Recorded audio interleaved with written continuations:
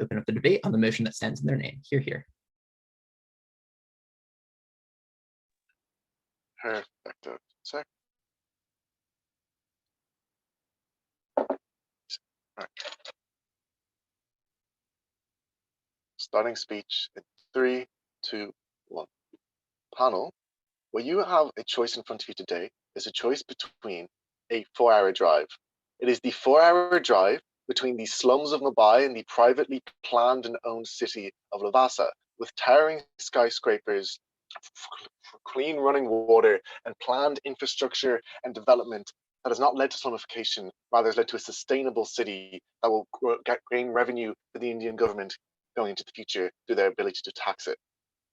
3 things in this speech. First of all, talking about what this looks like. Second of all, how we greatly fulfill the democratic principle. And third of all, on the practical benefits that accrues from this. What does this look like? We think, first of all, there's likely democratic practice among the civilians within these cities, right? Simply because these privately owned cities want to incentivize workers to come to them, right? They want the most qualified workers. We think these people will likely have well-off degrees and probably will want to be choosing between Lavasa and Mumbai and likely being able to vote would be an incentive in between them. Based on that, we think it's just in the interest of these cities to give people voting rights on these economic and social policies. The delta then is that it's only your own civilians voting, not rural voters with perverse interests in relation to your own city, which can then actually hurt their own separate interests long term, as we'll talk about. Second of all, we think the investment into these cities is quite high, not only because they are long-term projects where people want these sustainable development to occur, and they want to then put in a lot of infrastructure investment to then gain benefits over time. But secondly, simply because the state may give them some funding, yes, but the state does ultimately have the power to decide how much funding they want to give these cities. Based on that, they will rely on a certain amount of FDI to come in and some of their own privately owned corporations to spend back on the city from the money they are generating. We think this means you simply get more infrastructure being built in developing countries without the state having to pay for all of that. In and of itself, we think that's pretty good. But note also, though, this idea of the state being able to decide how much money it wants to give each year is likely something which just gives a sort of mechanism so that the relationship between the state and these cities is not entirely asymmetric.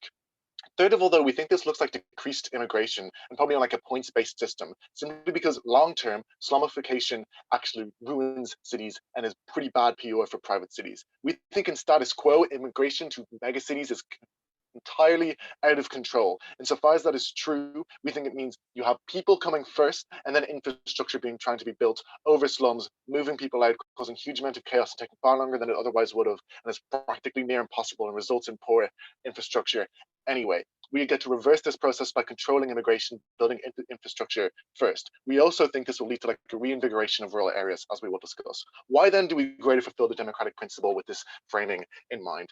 Simply because, note, the idea of any state is that it is a monopoly of violence over you. You don't really get to choose whether or not you do something each day is a crime or not. Rather, the state as a whole does. In return, because most states are illegitimate insofar as it has legitimate violence over you, or at least it claims to, but you can't fight back.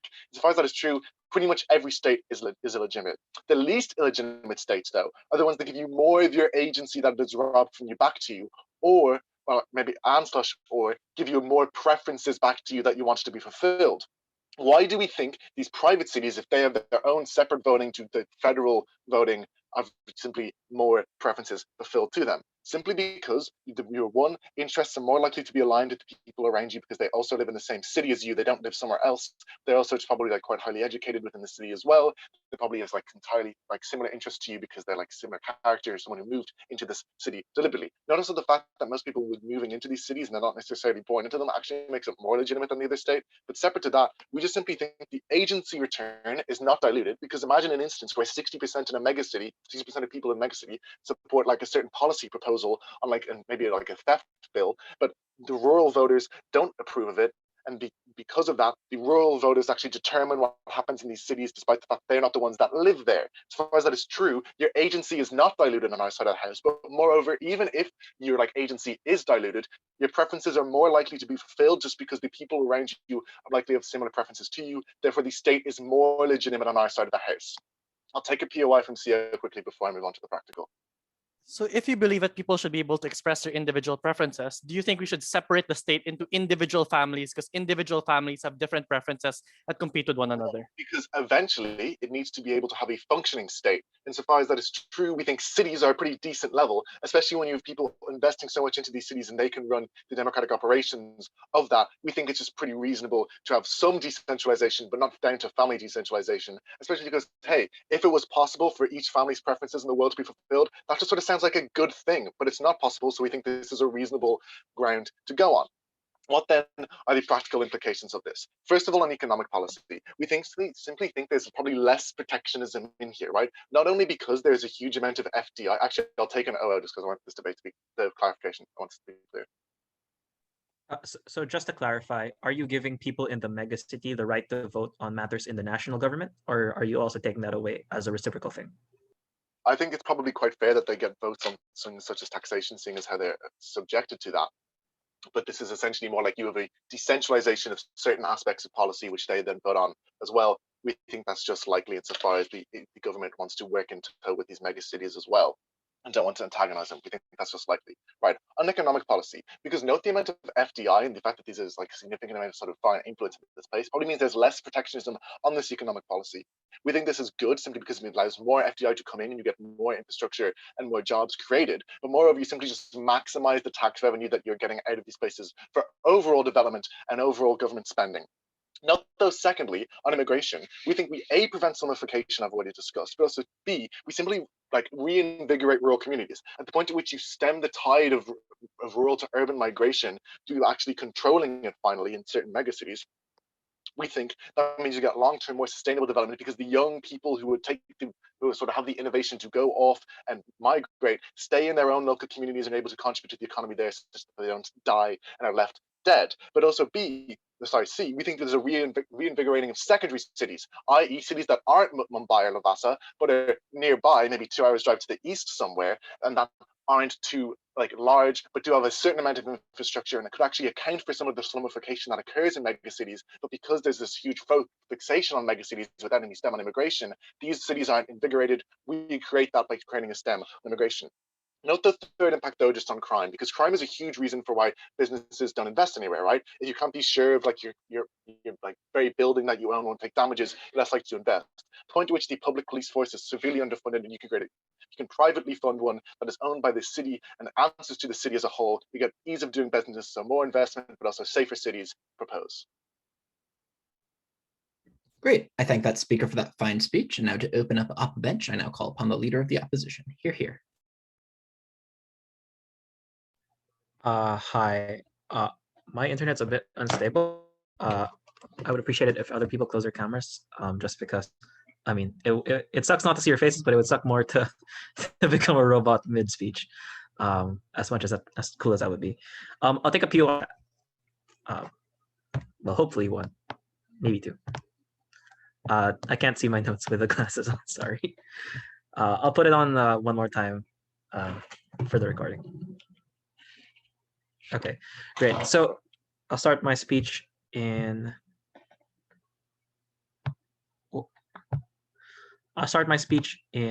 3, 2, 1. This is a question about who deserves to have control over perhaps the jewel of your country. The megacities that don't just affect the people inside them, but affect the broader, I guess, value chains and supply chains in the country. Our suspicion is that the democratic principle doesn't just flow to people that you affect directly. 2 points of framing before I move on. The first is that just to clear up what control we do exchange.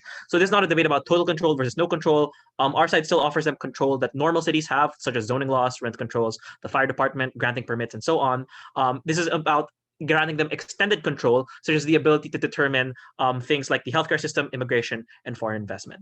The second thing is that this debate is not about where the interests of the megacity and the rest of the country align. So like if slumification is against the interest of the megacity in the future, then people will want to vote against it as well. If slumification is against the interests of people that live nearby the city because of the pollution and damage it might cause, they might also not want to vote for that kind of thing. But even in the specific instance that they give, I'll transition into direct response here, is that even if slumification is bad, not only do you entrench this because you take away votes votes for people that move into the city. You remove votes from immigrants in the city. We also suspect that you're just asserting this is the worst possible harm. Most people know that prospects in the megacity aren't that great, but they choose to move there anyway, perhaps because the prospect or chance of slumification is a better trade-off for them than, I don't know, having to languish without a job in their home regions. Like, realistically speaking, if you're talking about the democratic principle, you can't just assume that slumification is the worst possible harm. We think it is valid for people to make that calculation and say it's not as bad as me potentially starving and not being able to feed my family. I'll respond to the point on illegitimacy in my argument right now. First argument, who should be in control in principle? So this is a legitimacy point. We suspect that even though direct consequences are a portion of that legitimacy, they haven't given us a good reason for why people outside the megacity aren't equally affected as people within the megacity. There's a very good reason for why the federal government controls these economic policies in the first place, which is that they affect other places. So what happens in a megacity affects other places. Environmentally speaking, prioritizing certain industries in a megacity or removing regulations for particular industries, such as carbon emissions from megacities, which are some of the highest in the world, can permanently damage the industries and sort of and the long-term livelihoods of people in nearby countries. Like, just look at Manila and how permanently it screwed over the greater Manila region. So realistically speaking, it does affect other people directly, and that's something that people should have a vote over. Additionally, economic incentives that drive migration away from rural areas. You're the one saying that it would be a good idea, that it would be a bad idea if like businesses were screwed over in the home regions. Giving them a voice over things like national policy means that they can better do these things. Additionally speaking, we also think that if the megacity itself might benefit from encouraging migration, which is a potentiality, right? Given that businesses might themselves benefit from having lots of workers to choose from and being able to abuse them because of the fact that there are so many workers to choose from, so you have to compete with other workers, you might actually worsen immigration and worsen slumification on your side. But other things like, for example, other exogenous considerations like healthcare, for example, the pandemic, where they might have a different policy in regards to it, might worsen spread because of the fact that national policy isn't united. So we think the first point on principle here is that the governance in a megacity directly affects other people in other cities, and as such, the illegitimacy principle or the proximity principle doesn't work because of the fact that the megacity is so much more effective of other parts of the country. The second point we want to bring about is that even if they don't directly affect people in other countries, they in other parts of the region rather, we suspect that they succeed because of other people inside the country. So in principle, the megacity came about as a result of the state's efforts to prioritize population growth and urbanization in a particular area over other areas. We think this naturally, as a result, means that the state claims some legitimacy over the megacity's resources, even if in the worst case the megacity gives back more than it takes from the country. Additionally, the continued sustained progress of a megacity depends on a broader supply chain that takes resources, commodities, and laborers from other parts of the country. As such, their continued existence and as such the legitimacy to control over what goes on in these places flows to other people in the country. Given that a megacity fits these characteristics perhaps even more than other countries because of the effect of even minor changes in policy in megacities substantially affecting the economic outcomes in other regions directly, we think that you play a pivot, that you as a person outside that region should have direct control or at least partial control over what goes on in these places. Additionally, as a principal point, I'd also like to highlight you overvalue voices in megacities. You give them a double vote where they have special control over their own region and they have control over what goes on in other regions. Aside from the fact that this is just undemocratic because by virtue of where they were born or where they get to live because of their money, they also substantially have more power than other people do relatively and proximate to where they live. So at the end of the first point, we're winning the democratic principle. I'll take a POI from closing go. Why would it be in the interest of megacities to have massive slumification and massive harms to its own population as well? It might be in the interest of businesses to make lots of money from these people. We've given a potential reason for why that would be a case. My suspicion is that businesses have substantially more control over, over things like the National Council. They can bribe people. It seems like it's a much more direct means of access. Secondly, pragmatic economic argument. But we're already winning the first point on principle.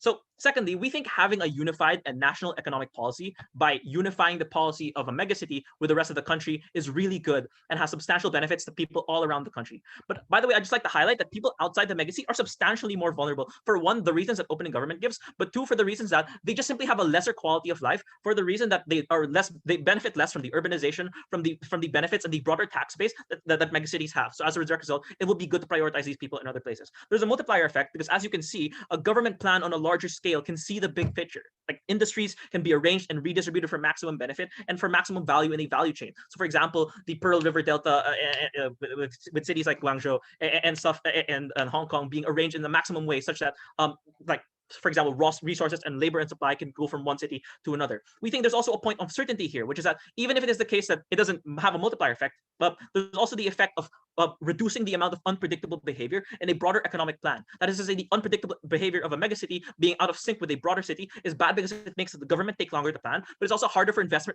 to feel confident about investing in other parts of the country, which means that they will be forced to invest in the megacity because of the fact that they're not confident that the resource of the megacity will flow to other parts of the country. We think you actually massively decrease the amount of benefits that go to other people, to people outside the country, so people outside the region that you're specifically talking about, which means that you have far less direct investment in many of the rural areas that they talk about, which makes life substantially worse. People are far poorer and have far less access to jobs and social mobility. The last point I'd like to make is that megacities are far more likely to be selfish, aside from the fact that they already vote in their interests, which is kind of the conceit of opening government. The problem is that many of the consequences of their actions are offloaded onto surrounding regions. Perhaps there's some democratic principle about the glory of polluting the river, of polluting a river downstream. We don't think that's worth reducing the actual and instantiated agency of people who live downstream as a quirk of their birth lottery. We think you give them a terrible choice where they're forced to either move there so that they have a voice, or they're simply forced to take the consequences without any recourse to what happens in these areas. At the end of the speech, we identified two things that make us win this debate. The first is the first argument, and the second is the second argument. So for these reasons,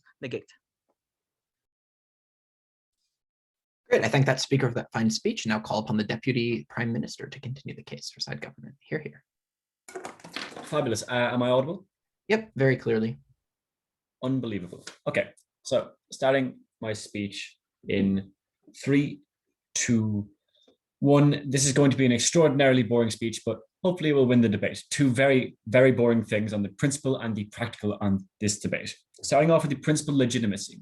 The responses we heard to Jack's point about the principle, the superior principle legitimacy of this specific kind of governance was to say that there are people outside the megacity who are affected by that megacity, and therefore they ought to have a degree of control over that megacity. I think there's a number of responses to this. The first and the most intuitive one is just, yes, but it is less so than the people that are directly affected, right? As in, when you're living within a megacity, every single aspect of your identity and of your life is defined by the fact that you are living within that city. The laws of that city directly pertain to you. There's a number of police officers, etc. Your ability to live, your day-to-day goings on are all defined specifically within that megacity. The comparative then is the people that are indirectly, which is like, they even say the words indirectly affected by those megacities. So things like pollution or like etc., or the fact that they might give some like exports to those megacities upon which the megacity is reliant. So note that the logical corollary of their argument would be that every country should have a vote in every other country's elections, right? I, as an Irish person, should be able to vote in British elections because there's a degree to which British policy affects me. The difference is that when things directly affect you versus indirectly affecting you, you have a greater right to control over that. But also the degree to which there is a control, or degree to which it affects you, the more it is you have a right to access over the voting to that particular system. It is a comparative debate. Even if there is some effect there is less effect, and so it is better fulfilled as a principle on our side. The second thing to say, and I'll get into this on the economic policy later, is that it's about unblanketed policy is what I'm referring to it as, which is to say a very specific kind of thing, whereas previously when you don't break up the country in this specific manner, you need to have blanket policies for all sorts of things. So free trade versus protectionism, for like any kind of economic policy, any kind of immigration policy, those need to be blanketly defined. Whereas there might be an interest in a rural area which is not aligned with a urban area, you then have to have a policy that is affected overall. So what happens on the comparative on your side when they are all voting in the national elections and the policy is set overall, it means that either the city will win out and then the rural areas will lose out, or the rural areas will win and the cities will lose out. That has practical effects that I will discuss later, but as a principle here, it means that the individuals on either side there are coerced into living under a system to which they did not meaningfully consent, and as a result, it is better fulfilled as a principle on our side. But also note furthermore, in terms of the political legitimacy point, note that there is an extent to which this is a manifestation or a function of the practical point. At the point at which democracy is about manifesting the collective interest, if we can prove that the practical effects that we bring in manifest the collective interest better on our side, it is therefore even more politically legitimate on our side. But note that is hung on the practical, and it doesn't matter either way. The only final thing to say on the point about illegitimacy is that their claim about the double vote is just broadly untrue, right? We talked about the fact that we will decentralize these systems of politics across the country. So to the extent that this is happening here, I think it is likely the case that the other local governments will get some degree of control over their local areas, but also just the fact that like they're going to be losing out on some aspects of their rights to vote in the national, like for the things that are exogenous to the city, but greater rights to vote in things that are internal to the city. I think that it's just like a non-response. But aside from that, that is the principal claim and why we are more principally legitimate than the opposition bench on this side. So the practical claims there. First, starting off with economic policy. The claims that we brought to you, and we're all present in Jack's speech, is firstly that you can engage in more free trade as opposed to protectionist policies, because you want to maximize the ease of trade within that city, both in order to reap the benefits of having a mega city where you have a large amount of businesses and population centers working, but also ease of trade between businesses, and also to maximize the amount of foreign direct investment that you get. As a result of the easing of trade, as in more free trade policies, you maximize the amount of revenue that is generated by those companies, and therefore the amount of money that goes into the national tax bracket, and therefore the amount of money that is redistributed outwards. So for instance, you get better provision of public goods like water and healthcare to people outside of the cities, but also within the cities as a result of the maximization of the revenue generated. That can happen on your side because the rural areas within, or like smaller towns, for instance, with smaller businesses and less FDI, need to be protected against the kinds of foreign, like the kinds of foreign businesses who are able to export cheaply towards them. They can't do that on your side because you need a blanket tax policy over the course of the nation, and or even to the extent that you don't, that will be voted in regardless by the nation writ large. And so while it may be perceived by the individuals in the rural areas that it is against their interest to vote for free trade policies because it will harm their own businesses, when you're able to allow for them to still have protectionist policies, but the cities to have free trade policies, it is on the whole better for everyone, even like, and this is a manifestation of the principal point. On the immigration policy and slumification, because I think this is where a large part of the debate lies. I think, firstly, insofar as you are likely to limit immigration, because firstly, the pulling up the ladder effect, where people that are in the city don't want to, because of the fact that they know that their specific ability to get jobs is contingent on the lesser amount of people within that city. Insofar as these are the individuals voting on the particular matters relating to immigration and not the corporations, even to the extent that corporations are able to influence elections, there are just a numerically larger amount of people who are able to vote and will vote against increasing immigration, as apart from, and also like just the businesses who are likely to limit, increase immigration, want specifically strong workers, and so have like probably point system based immigration and those kinds of things. That means you get better immigration policy, which means you're able to limit the amount of slumification, which is to say that you are able to invest, while there are fewer people entering the city taking up specifically important land, you're able to invest in infrastructural projects like the provision of public goods like water and waste management and all those kinds of things in the meantime, which means in the long term, the interest of the people in the rural areas is better served because they will be able to implement large multi-scale housing buildings, housing projects with waste management of water, etc. CO. So just to clarify, the megacity people also have a capacity to vote in national elections and affect national policy? Well, yes, they do. Yeah, like, I mean, yes, they have there's a relative decentralization, but there are still some things which are bound by the national interest. The things that are not bound by the national interest are the things in the info slide. So moving on then, on the provision of public goods, because there is a second term or a second aspect to the slumification argument, which is it is not just limited, it's not just contingent on the number of people entering into the city, but is in the way in which the city interacts. There is a greater incentive of city officials to engage in kinds of things like provision of public goods like water and housing and those kinds of things on our side of the house when they have to win an election in the next term. Fewer people vote in city elections on your side, but also insofar as the kinds of policies they're talking about, like immigration policies and economic policies of the city, have social effects regarding the slumification of those cities. You have a greater capacity to influence those things on our side. The comparative on your side is businesses are able to do things like lobbying and bribery, which doesn't happen on our side because of proximity, which is the people within the cities are able to better define for themselves the visual aspects of proximity to those cities. So because we get better long-term impacts for the rural and the urban people within the population, because we better fulfill the democratic principle, you ought vote open in government. Thank you. Great. I thank that speaker for that fine speech. And to close out top half, DLO, the floor is yours. Hear, hear.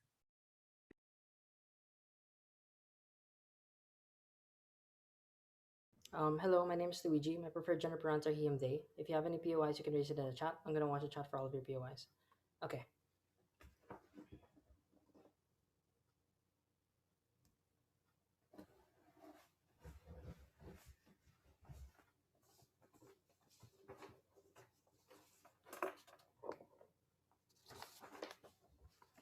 Starting my speech in 3, 2, 1, and go. There are 3 arguments I'm going to run in the speech. Number 1, why you have unfair social policy that is being targeted against the voiceless within these megacities. Number 2, why you delay the democratic process in other areas. And number 3, on foreign direct investment and why you worsen the bidding process and long-term sustainable corporate engagement in other places as well. Before this, I have 2 points for rebuttal that I want to target down. The first thing I want to notice is the slumification argument. And most of their arguments are contingent on saying that the megacity in general will vote in favor of restricting migration, when we gave several reasons to believe that in terms of control, megacities actually instrumentalize slumification as a process to increase their wealth in a variety of ways. And the principle behind this argument still stands from David's speech, in the sense that if these megacities instrumentalize those who are voiceless and do not have a direct say within the direct mechanisms within these megacities because of push and pull factors that force them to migrate to megacities in the first place,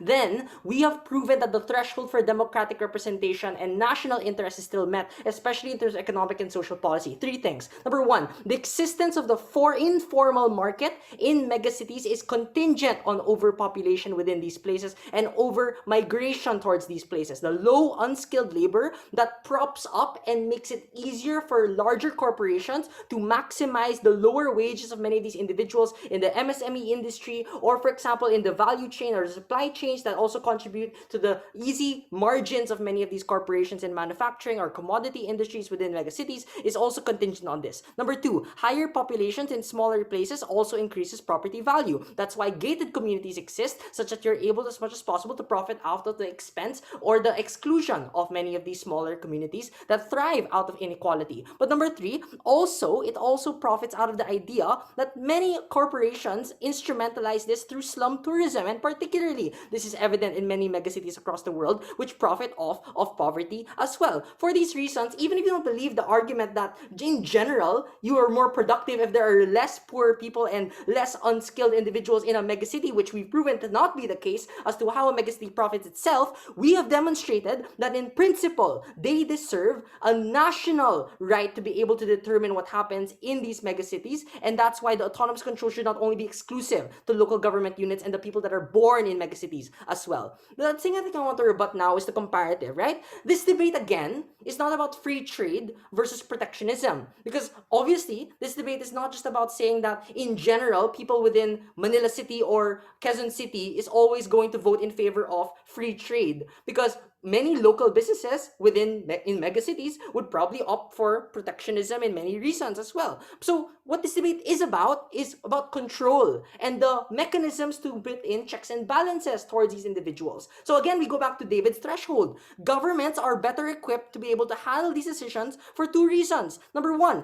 elections to elect national government individuals and officials include individuals that are most affected by these economic and social policies, which are, according to the previous speaker, those individuals who did not have a say to begin with in those local elections, those individuals that came from rural areas but are eventually going to be targeted by the police and law enforcement because social and criminal justice policy is determined by those who are rich and powerful or relatively more privileged and middle class within these areas as well. But number 2, you can only coordinate national taxation policy, and this is where I rebut the argument on taxes, meaningfully if your economic and social support safety nets on megacities is also included in the domain of decision making within the national government. For example, the migrant decision of a rural person in a rural area to go to this place is dependent on the conditions of social support and economic support that happens within a megacity. If you want this to be coordinated, the national government should have that say, rural communities should also have that say, and therefore it should also be given to these communities as well. In principle, even if this substantial impact is not as big, and I think David does prove as to why it is substantially big, especially in terms of environmental carbon emissions that many megacities produce and how it substantially affects other industries, especially through economies of agglomeration. I don't want to dwell into that because it's big economic terms. It does meet the threshold of democratic decision making and therefore national interest for most people. For these reasons, our argument still stands. Before I run the 3 things, let's go CG. Okay, why would all the nice things you talk about be in the interest of the national government, and why would they not also prioritize profit over maybe some poor people existing? So a few reasons why. Number 1, because megacities are not the only individuals voting in these elections. You have probably 100 million people, not 100 million, that's a bit too much, 10 million people within one place, But in the Philippines, you'd have 90 million people also participating in that election that can outweigh most of these votes. And obviously it's relative, but in a substantial amount, this is critical mass that is also decided in that process. But the second thing I want to also note is that national governments, to the extent that they are corrupt and to the extent that they are also dominated by certain political influence, they are counter-checked and balanced by significant limitations. Like, for example, the term limits are much shorter compared to local elections, which are probably longer term, and people can also be re-elected more often than not. And that's why the changes of interests probably are much more likely and more sustainable in our model. Social policy targeted against the voiceless. There's a significant number of individuals who will still go to megacities regardless, for education, for job opportunities, and also for the prospect of getting better investments. This also includes those who are undocumented migrants, for example, who often go to megacities and try to fit in. And it's very hard to regulate this. Implications. Number one, social policy targeted against these individuals is going to be more punitive and worse. Like criminal justice social policy that is targeted in the police against those who are poor individuals and from the unskilled labor force. But number two, the rich have more control over ethnic enclaves in particular substantially. So it's not only the effect of gentrification in many of these areas, not just economically, but also social policies that is determined in these places, such as the way in which they organize their communities, what type of houses are going to be appropriated and which houses are going to be approved in many of these property areas that also benefit these gated communities. I'm not running the foreign direct investment argument and bidding. That's a behavioral econ argument that closing opposition doesn't know about. So I'm going to do the second one on delaying the democratic process. So just to be clear, many rural areas decide based on the policies of megacities because, for example, subsistence agricultural farming in many rural communities across the Philippines is not sustainable, and therefore that's why they take the risk and opportunity for them to do so. This is modern human capital theory. To the extent that this is true, you worsen those political decision-making processes in rural cities when it is always contingent on the elections in megacities, and it makes this process much longer, and the way in which they are held hostage in a rural community when they have to wait for long, or the policy might always be subject to change and it can be coordinated with the national election, is likely to increase uncertainty in many of these rural areas. So that's why many warlords might have more power, political dynasties would have a lot more bargaining power in these places, and therefore the representation for these areas is also less. For these reasons, I'm very proud to oppose. Great. I thank that speaker for that fine speech. I thank all speakers on top half for what's been a fine debate so far. To open up the back half of this debate, I now call upon the member of government. Hear. Yo, can I check that I'm audible? Yep, loud and clear. All right, Bowery.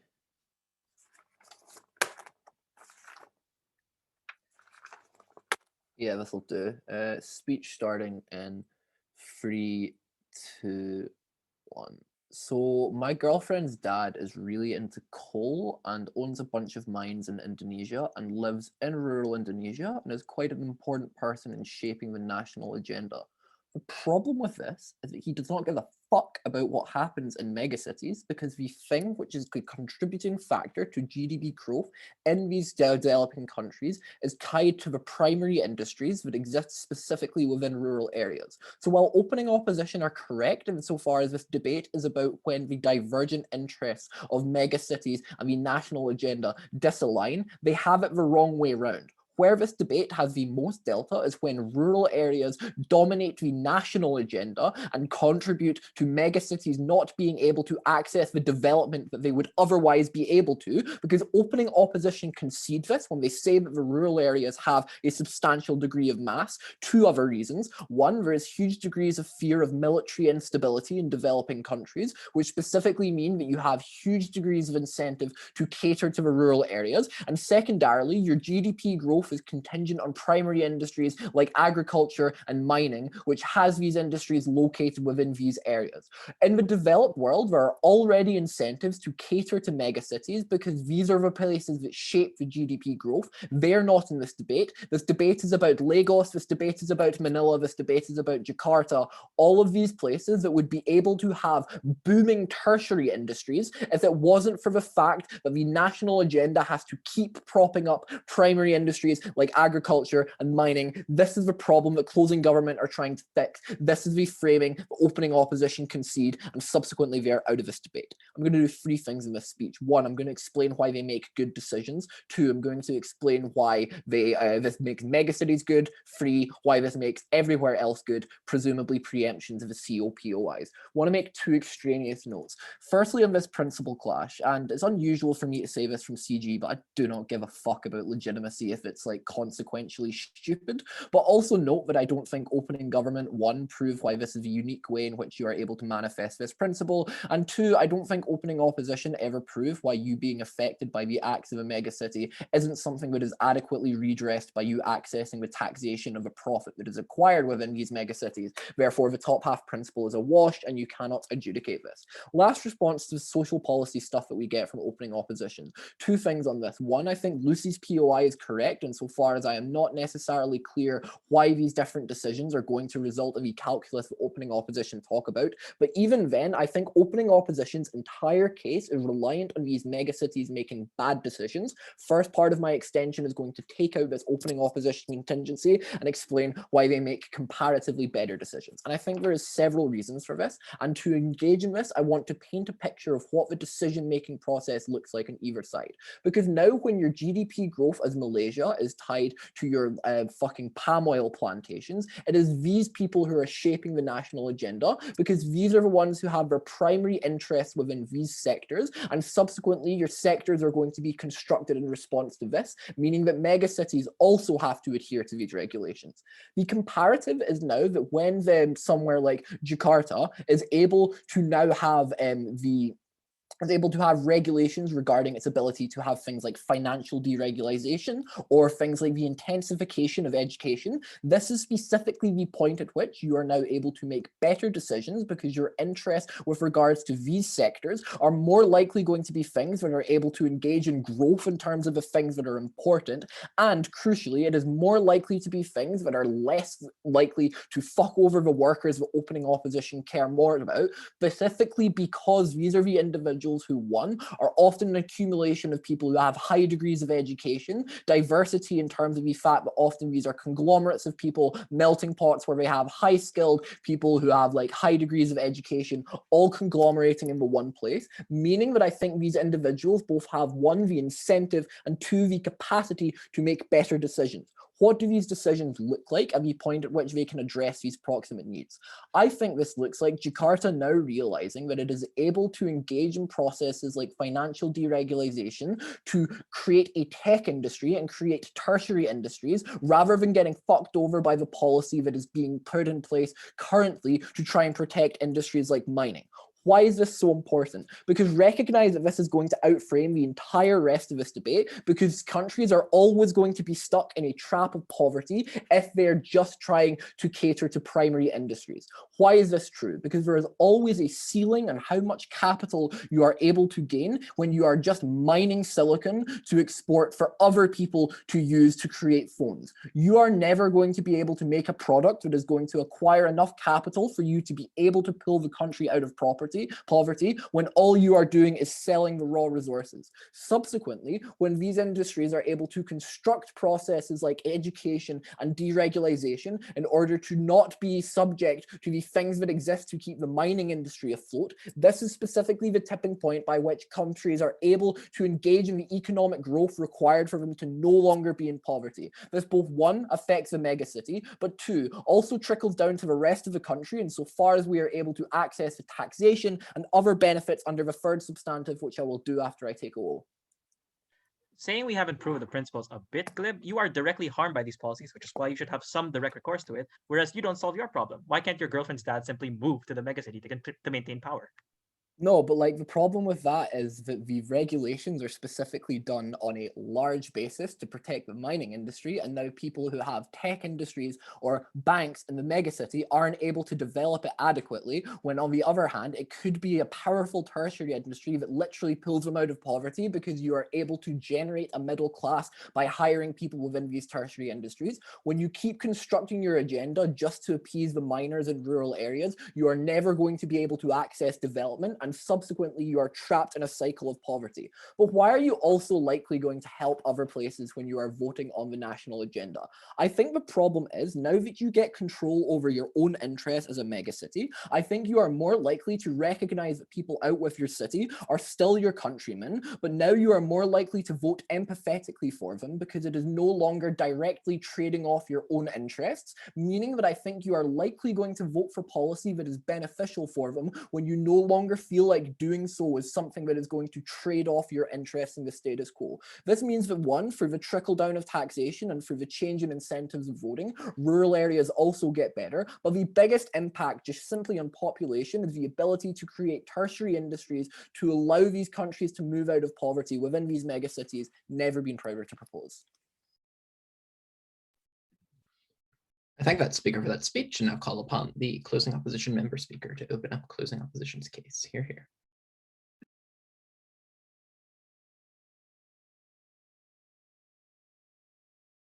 Hello, can I be heard? You're audible. There's a bit of an echo. Oh no. Sorry, let me fix that. Hello, is that better? Yeah, it's better. All right, cool.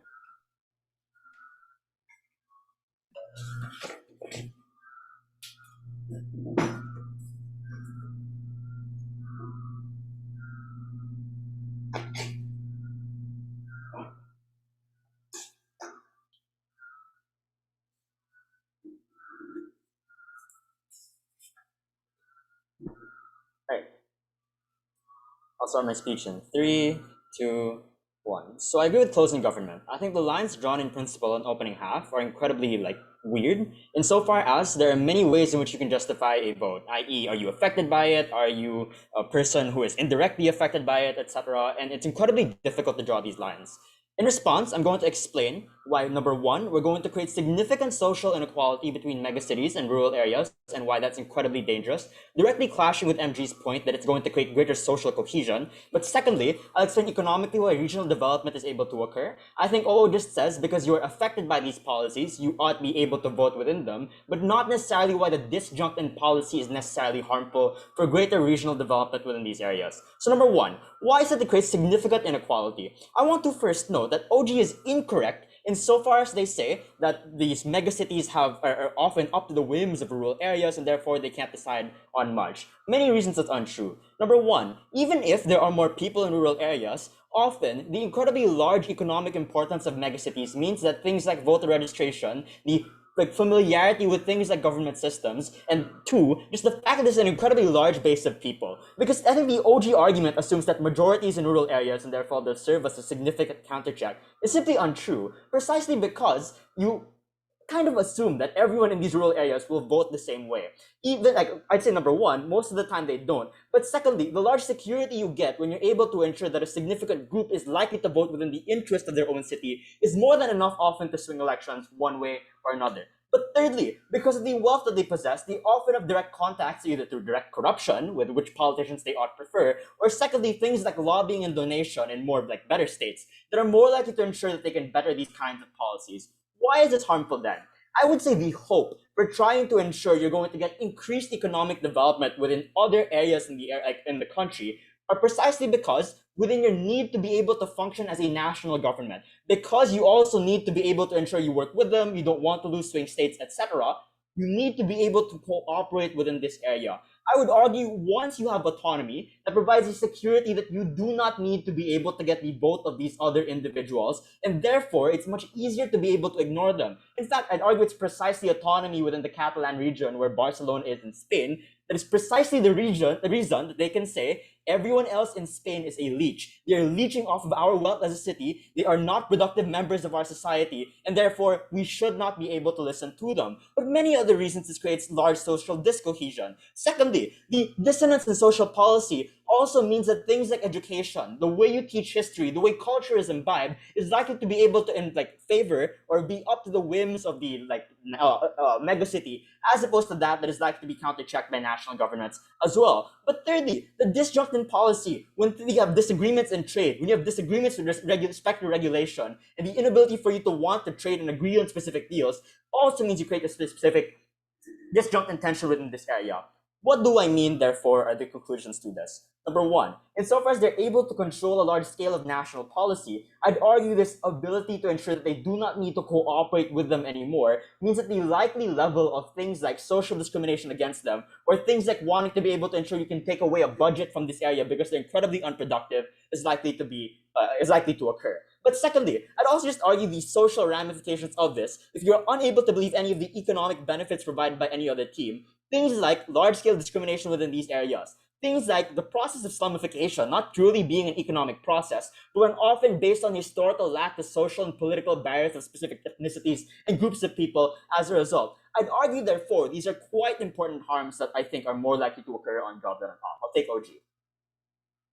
So these this social discohesion is a function of divergent economic policies, which is like CG and OO's case. But our case was about there are instances wherein it is actually in the best interest of both rural and urban areas to have differing policies on things which previously are in a national definition. So you get less social discohesion on our side of the house. All right, so I'm going to argue why these kinds of disjuncts are actually incredibly unlikely to favor these regional areas for 3 reasons. The first thing is I want to rebut this claim that you want to move away from primary industries.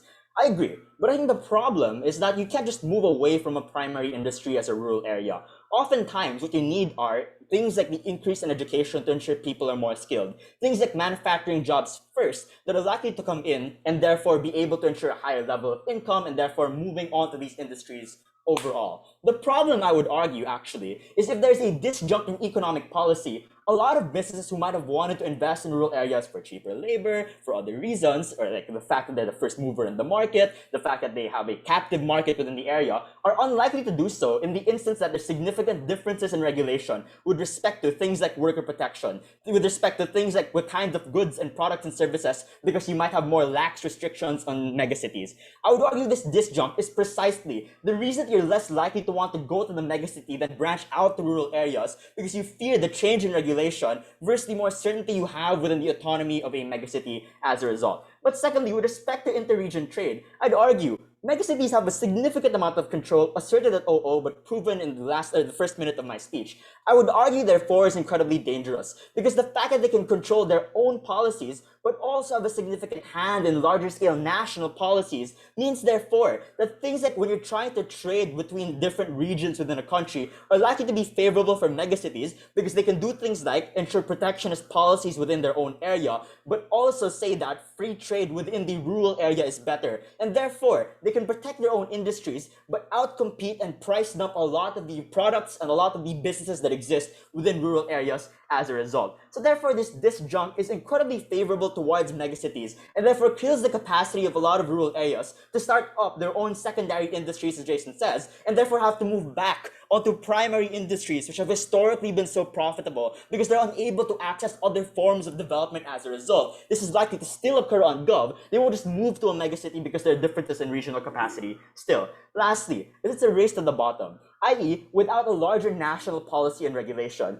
If you have a megacity that starts to lax down in regulations and all of that, it's likely that a lot of rural areas are forced to do the same. And a lot of the time, these regulations are harmful because they exist in trying to lower the wages of workers because you need to look more attractive because in the megacity, that's also what they're doing and they can take that kind of hit because a lot of people are desperate for work. Things like wanting to relax your environmental policy because within the megacity, perhaps they're able to do that because they don't no longer depend on things like natural resources. But in a rural area, that's more dangerous for you. I'd argue it's a race to the bottom because competing on the basis of regulation and policy always harms the people who are most dependent on that regulation and policy. And it is precisely the fact that you can keep them the same that stops you from that race to the bottom that is more likely to harm rural areas as a result. I'm incredibly proud to oppose.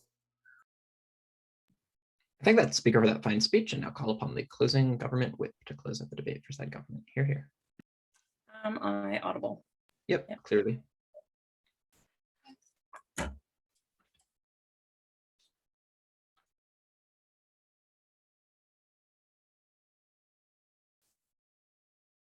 Okay, I actually don't have fancy point titles. I'm just going to do why we win. Sorry, but I'll try and flag post as I go through.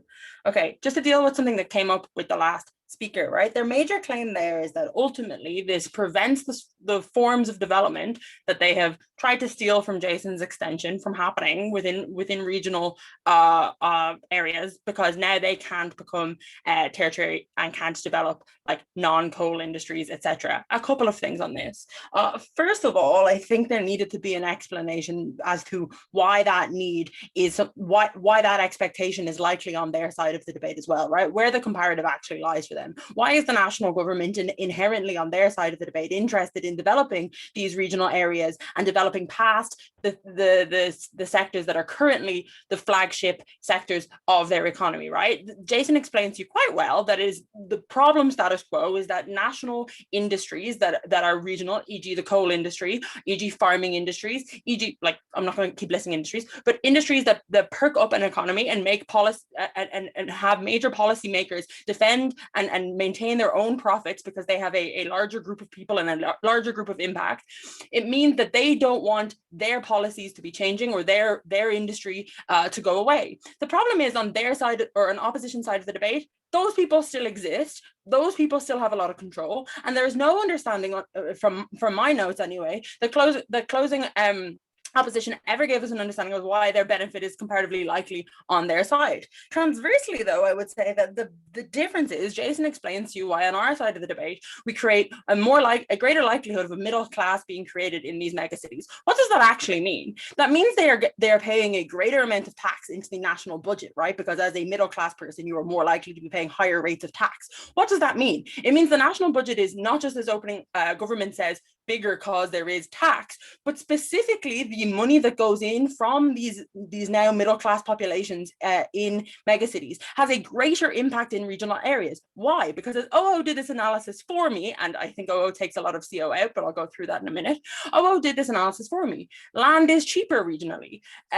Expectation of property prices is cheaper regionally, meaning the tax money that comes from these higher taxed people in megacities has a far greater impact regionally. So if what CO cares so much about is these regional development and the ability for them to change and use taxes to a different degree, they should want the creation of a middle class in these megacities. And it is only closing government that explains to you that it is this policy specifically that allows that to occur, right? No one else in this debate has been specific. It's all been very general, very principled. I will jump into it and be slightly less glib than Jason, but still be quite glib because I think our case beats it.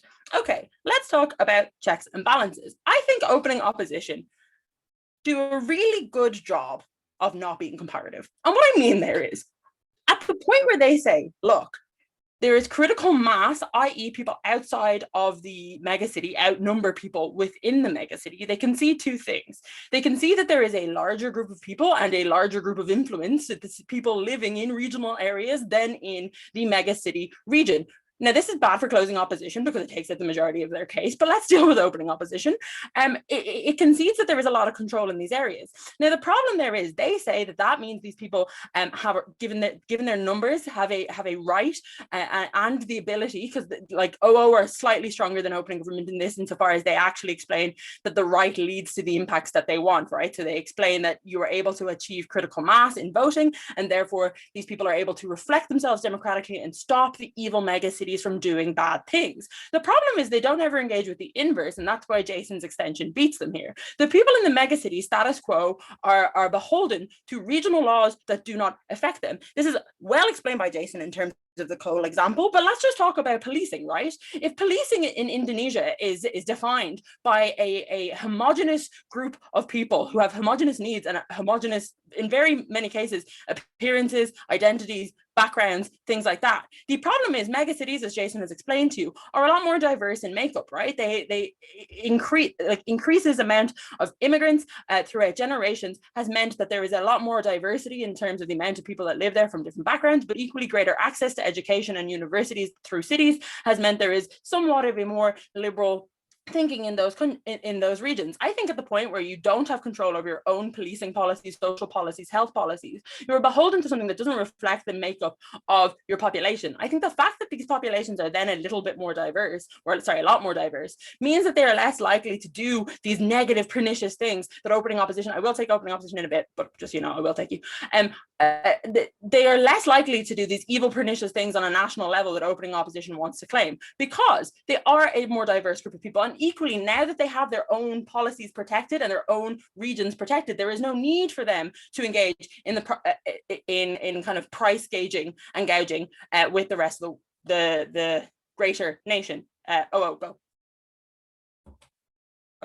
I am skeptical that the rapid introduction of tertiary industries and the mass loss of jobs due to automation is on net a good thing for the country. Surely it's good if it were slower and because generally people don't want to be in I'm poverty just really anyway. unsure why it has to be automated, right? Like giving people jobs in a call center that allows them to develop skills and then go on to become a manager of that call center isn't an automated system, right? The difference here and the things that you want to talk about with slums, you keep poor people in the city poor because they are bound by policies that are meant to reflect someone living in an area where house prices are a tenth of the cost, where regulation is based off someone who is going down a mine every day and can afford to feed his kids. The difference is when you live in a city, which OO yourself claim has greater costs, greater prices because there is less land and more people, you condemn those people to poverty. On our side, we create industries that reflect the people that live within those populations, i.e., not everybody in a mega city can go down a mine and feed their family. And even if they could, they wouldn't have enough money to find a place to live where they are from. The difference on our side is we give them a job and an ability to develop. The FDI that comes in now has more of a recognition for the type of work that they are investing in. Note, FDI in regional, like this is the problem with debating. FDI can be different, right? You can get direct investment regionally in terms of where it matters. Like a factory that needs a lot of land is more likely to go to a regional area, whereas a company that needs people who are tech savvy and able to work on computers wants to live in a city where there is greater influx of bodies to work on those machines and people who can work there, right? And brains to function as part of their company. Ultimately, I think Jason has done a pretty good job of explaining that the flip of this debate is largely that these megacities have a right to develop, and also the development of those megacities has a positive impact on the nation rather than a negative one. Op have thus far been quite uncomparative. Let's see what the whip does. Thanks, guys. I thank that speaker for that fine speech, and now to close out this debate as a whole, I call the opposition whip. Hear, hear. Hello, am I audible? You are. Okay. Give me a few seconds.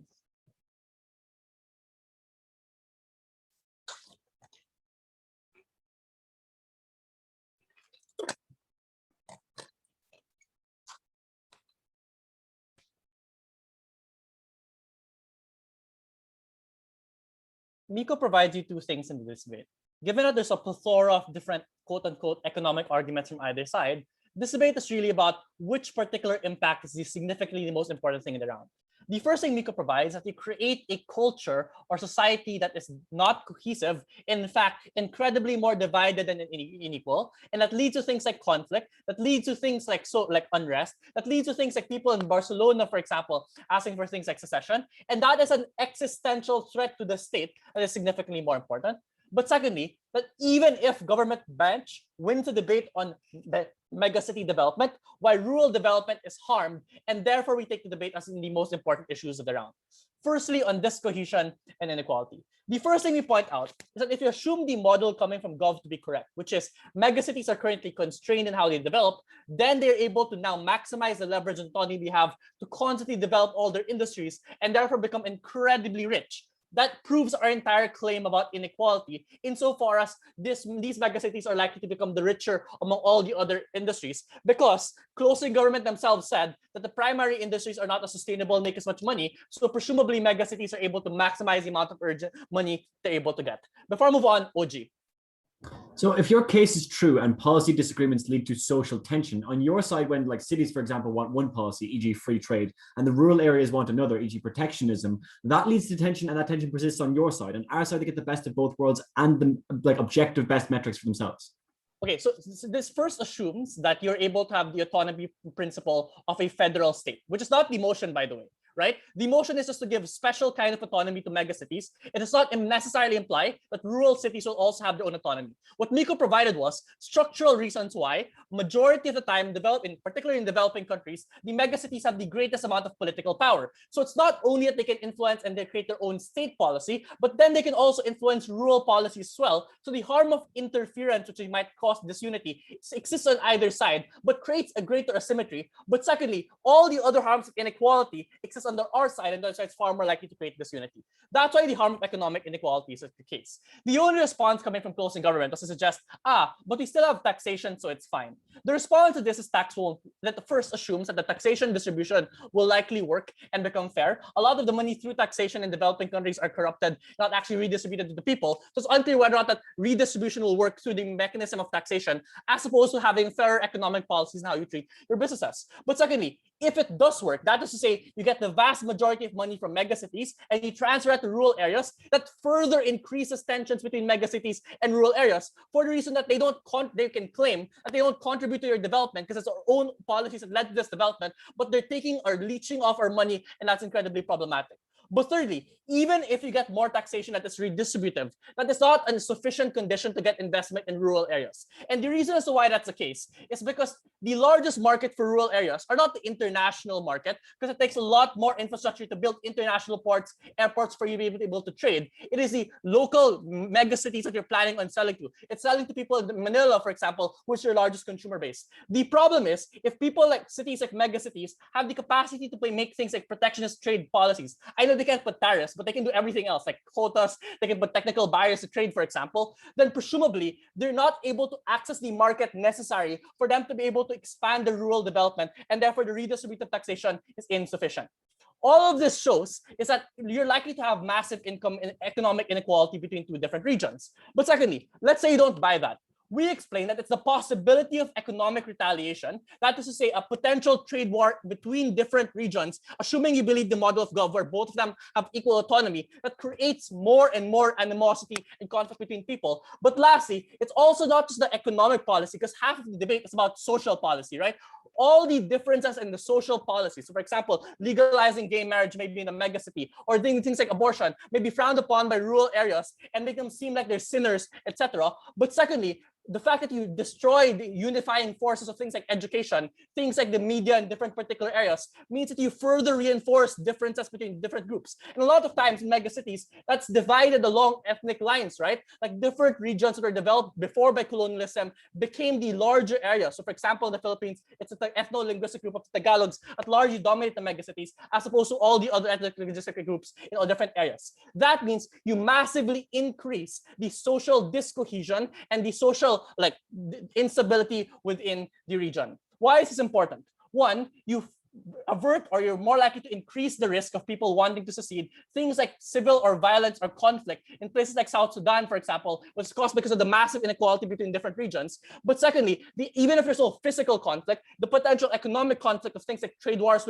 between regions is likely to be a problem. But thirdly, even if there's none, there's a massive increase of animosity and discrimination can be potential gunpowder for a future problem later on that becomes a flashpoint for conflict, and you don't want to risk that. I want to be clear. We're not saying that all countries that adopt this are likely to enter into conflict or likely to enter into disputation, but the harm is so great that the marginal benefits of economic things that they can argue in opening government and closing government are insufficient to beat this argument. And the reason as to why that's the case is because there's some non-consensus about whether or not free trade is good for poor individuals. Some economists say it is, some people say it's not. There's also some contingency to prove that their economic policies are actually good, because it's contingent on people entering into economic policies properly. There's relatively great consensus on things like conflict, on things like disunity, because these things inherently create instability in nations, can drag down the economy and drag down the incomes of people altogether. That implies that this harm is significantly greater, even if it's a smaller chance than any other benefits you got coming from opening bench. Secondly then, on rural development, the main claim coming from Gov is that we need to give them flexibility. This assumes that they're able to have flexibility. They assert that rural areas have control. Miko disproved it. There was no response coming from government whip. But secondly, it assumes that even if they have equal autonomy, Miko provided, and there's also no response coming from government whip, that the forces of markets prevent these local governments from exerting their autonomy. It is the conventional race to the bottom that forces them to destroy regulations. That means that even if they want to do it within their own interest or not reduce regulation, they need to. It is when everyone is under a national policy that we create this beat the collective action problem, beat the tragedy of the commons, because now they can coordinate with one another to make the kinds of policies that are necessary to reduce conflict in the very first place. So at the end of this debate, even if you believe everyone else with the other arguments they run, We proved to you why it is significantly more important that the arguments we ran. That's why we're very proud to oppose. Thank you. Thank that speaker for the fine speech. I thank all speakers for what was a fine debate. A reminder that OAs are in Discord, so we'll deliberate here. If you could join the corresponding Discord